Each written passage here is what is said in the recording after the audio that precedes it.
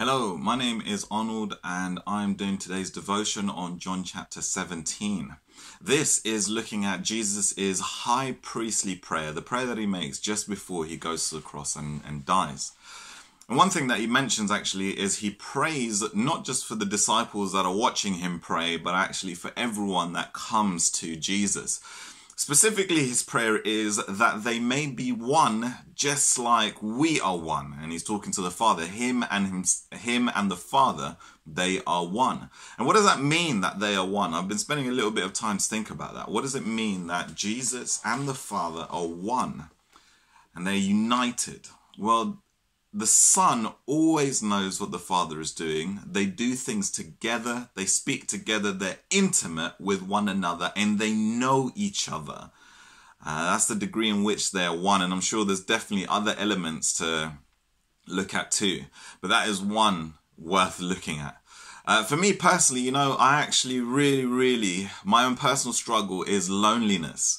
It can be the case sometimes when you're a leader and people see you on screen and so on, that they think, oh, that's Arnold, he's got plenty of friends and so on, and you're not able to talk to anybody because everyone thinks that you're talking to somebody else, and it can come across, or it can feel quite lonely. It's not necessarily anybody's fault, it's just what comes with the territory sometimes.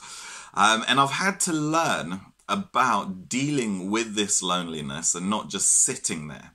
Jesus prayed that we are one, that we know each other, we are intimate with each other, we do things together.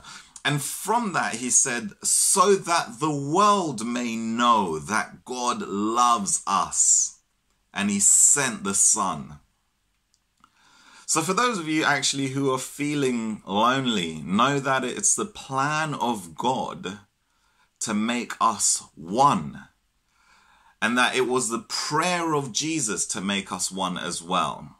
So go out of your way and trust in the prayer of Jesus that God answered this prayer, and fight for oneness with other people. Message people and say, hey, let's meet up, because I know that God is calling us to be one. And for those of you who maybe are relatively content in your position in the church, you have great friends and so on, be that hand to those who might feel lonely, maybe people who are not in a relationship or people who live on their own, whatever it looks like. Be that one for them so that they can feel more integrated into the oneness of the church. Be blessed and see you at tomorrow's devotional, where we'll be looking at John 18.